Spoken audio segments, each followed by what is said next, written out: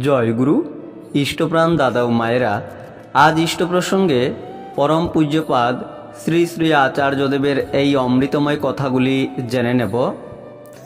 মহামূল্যবান এই ভিডিওটি শেষ পর্যন্ত দেখবেন এবং প্রত্যেককে শেয়ার করতে পারেন।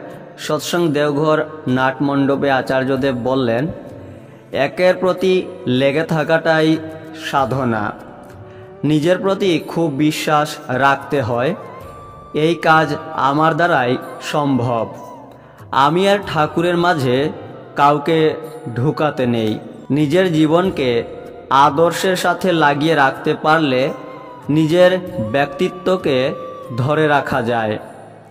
কাজের ফাঁকে ফাঁকে যতটুকু সময় হয়ে ওঠে ততটুকু যেন আমি ঠাকুরের কাজ করতে পারি, এই চিন্তা ভাবনা যেন সব সময় থাকে। নিজেকে দুর্বল ভাবতে নেই। দুর্বলতা আমাদেরকে চারিদিককে দুর্বল করে ফেলে। ছেলে মেয়ের অসুস্থ হয়েছে, তাতে কি হয়েছে?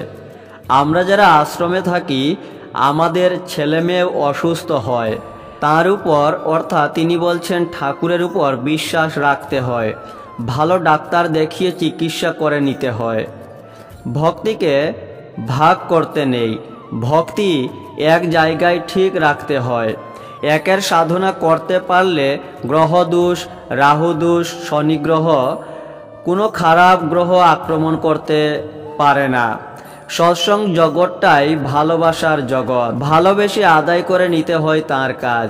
একটা মানুষকেও জীবন থেকে হারাতে নেই। আমি ঠাকুরের মানুষ যখন, তখন কোনো অবস্থাতেই লজিক ভুলব কেন? থিওরি বাদ দিয়ে প্র্যাকটিক্যাল হয় না। থিওরিটা আগে কোনো না কোনোভাবে আমার কাছে আসতেই হবে।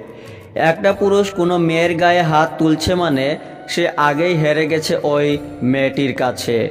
মাথা প্রণাম করে না, প্রণাম করে মন।